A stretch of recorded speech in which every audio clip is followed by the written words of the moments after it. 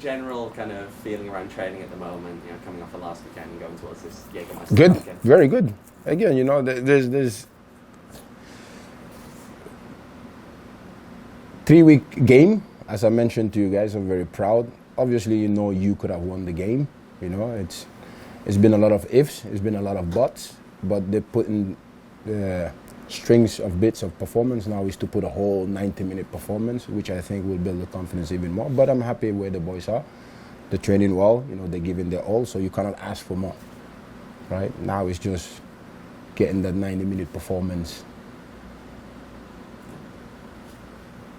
As far as the game this week, the first game of the Jägermeister Cup, in your opinion, what do you think about all these competitions? Obviously, you have the league, great. The U.S. Open Cup, Jägermeister Cup. What do you think it does? Not only Fantastic. for the USL and the team? No, it's great because more games, you know, more opportunities to win trophies, because at the end of the day, that's what players are playing for, right? They're playing to earn a new contract, and they're playing to leave a legacy, and the legacy is all form of cups that you can play in. This, for me, is even as equal as important as all the games that we play. You know, this is another game, you know, to get better, to improve, and hopefully, you know, get yourself in the right footing into this cup. What have you made of some of the Jaeger Cup rules? If you've had a chance to look at them, What MLS Next Pro rules? It incentivizes some of the attacking play and like goals for and stuff like that. When you look at it that way. I mean, fans want to come to stadium to watch goals.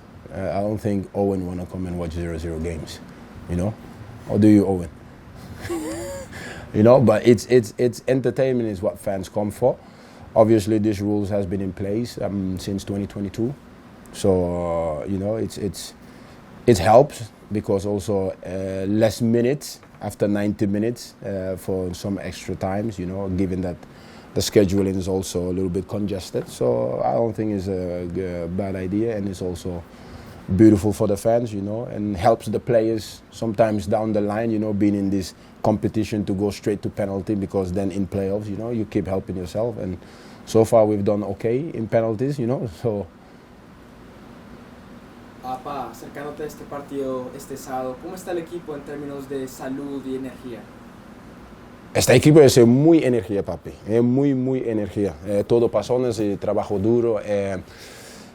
Yo mira en grupo hizo siempre trabajar colectivo y la energía hoy entrenamiento es muy bien. So, yo soy muy contento estar con el equipo. Y en términos de salud, ¿cómo están jugadores como Mo Traore y Emi Cuello? Sí, papi, se extraño mucho los jugadores de Emi, de calidad de Mo. Mo todo entiendo su situación, y la situación por la Green Card está muy importante para él, está muy importante para el equipo. El equipo le extraño mucho de calidad de Emi y Mo. ¿Esperamos verlos pronto o no sabes exactamente cuándo van a regresar? ¿Quién, Mo? Mo y Emi. Mo yo pensar y venir una semana. Emi más o menos. Y hablas mucho de cómo juega el equipo y el nivel de juego que presentan cuando juegan los partidos. ¿Piensas que tu equipo se ha merecido mejores resultados de lo que han podido mostrar por ahora? Es muy importante para el equipo y ganar buenos resultados. Si entiendes, fútbol es con tu trabajo duro, tú ganar nunca. Y tú no trabajar, tú ganar. Para mí es muy importante la performance del equipo, la performance toda la gente, todos los jugadores, y trabajar más duro. Este momento para mí es una confianza, sé un poquito de detalles con el equipo y entiendo. Trabajar con las 90 minutes, no son ganar. El fútbol es difícil. Looking ahead a couple of weeks now, the news last week that you're going to be hosting Houston Dynamo here in the next round of the Cup. Just thoughts on that? I mean, I think it's a great opportunity for us to showcase Phoenix Rising on national TV against an MLS club, as well as for the fans. Hopefully we get a full stadium. You know, it will be great for the atmosphere, for the players, but also a measuring stick for the players, because from here they all have a dream to go into the higher level, which is the next one after us is MLS. So for them to be able to showcase themselves against a team like Houston Dynamo, I think is massive, and I'm very much looking forward to that challenge, both for the players but also for us as a club. San Antonio already played them this year. Already had a chance to look at them Yeah. on the same pitch as your team. What do you take from that game heading into this one? The maturity of how we played the game, the way that we managed the game, you know, the way that we also defended and attacked. So, but it's going to be a different game, right? That's with all games that you play. They're playing today, so we'll watch them today to get fresh ideas of what they're doing, and then again we review the game that we played against them, see the things that we could have improved from the game, taking into this game, and hopefully, you know, play to win again. That's all you play for. Before you guys had played them, Mitchell Tainter had been, you know, the stalwart at the back for them, one of the best center backs in the league. Now he's been absent. What do you think he brings to their group that makes them so much better when Mitchell Tainter is playing for San Antonio? Well, obviously Mitchell is a good player, you know, but for us, I worry more about our team. Looking at it so on that back line, for those of us that don't speak Spanish as well, I know you mentioned something about Mo. Was Mo back there today? How's he kind of doing? No, Mo is not here yet. Mo is still absent. So, like you look at us, you know, that's why football, you know, when people just focus on the result, it's crazy because we haven't had our, let's say, players that played in preseason well together to even start one game. We haven't had one on the back line to start one game, and he's on his green card process, which will help Mo, but also will help us as a group. So it's not that we wanted to lose him, but this is also very important for him, you know, and for a club to take care of this and help this kid, you know, just says the value of who we are as a club and what we're thinking. So for me, it's obviously we have people filling the holes a little bit right now. We have Casey, you have Braxton, who's been amazing, you know. So we're gonna hold the fort down until we get everybody where we need them to be.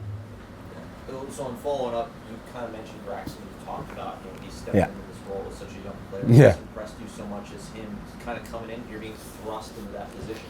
I mean, like I said, Braxton is an old soul, young but old soul, very mature in the way that he plays the game, and there's not a better telling when you see your teammates truly fully trust you, but also that showcase that, you know, talent deserves opportunity, and when you give talent the opportunity regardless the age, but the trust, you know, they can showcase what they're capable of. And funny enough that you look at him and he only has one college degree offer, but he's been starting for us, you know. That just tells you how bizarre our sport is, but also how wonderful our sport is, that an unknown name who's been running around in the academy now he's turning into being one of our best performers. So for that part, we're very happy with his development, and you know, we're going to continue to trust him. We're going to continue to give him the minutes because he have earned them.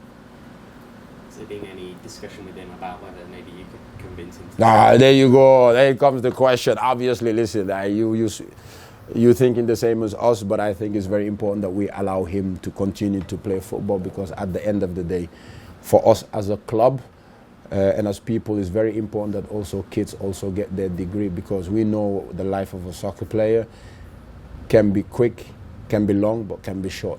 So it's very important always that we make sure that we as a club do the right thing by players and their families, and we'll probably have the discussions when the time is right. But for now, you know, he's with us and we're very happy, so we continue to help him, guide him and develop him. In terms of, like, is that something for you as a coach? Obviously you don't want him to leave, but have you tried to have conversations with other colleges saying, hey, look at what we've got here, you know, trying to get him a few more opportunities down the line? Well, I think for us, showcasing him should be what people should look at if you want a good player, right? We don't need, I wouldn't say we don't need, but obviously we will always want our players to go to the best colleges, but also I think it's for them to come out and scout players and see what is happening, because he's playing week in, week out. So I think that is their due diligence to also see what is happening, because there's enough talent. What position do you see him as maybe where he would thrive the most in the professional game? Because you obviously played as a 6. Tell me which position he hasn't thrived in. He's a 6 in the academy. He's a Yeah, 6 you know. in the academy, right? So what position do you think is eventually, because obviously as a center back, his size... I mean, Braxton's greatest strength is his durability. You know, when you're durable, you become available, and his versatility as well to play multiple positions. And I don't rule him out as a centre back. I think he's shown he can play it. We have yet to see him play the 6, but we've seen him in pre-season play the 6. We've seen him. That's where we saw him in pre-season, but we saw him also as the 6. So we know he can play both positions without no hesitation. Y hablando del arquero ahora, Patrick Rakowski, fue brillante frente a Tulsa y también fue titular frente a Sacramento. ¿Lo ves a él como tu arquero titular ahora o la competencia todavía está abierta? Para mí es muy importante por los porteros, mucho de competitivo, porque Patrick era 2 años y no juega, ¿entiendes? So, está un poquito difícil para él.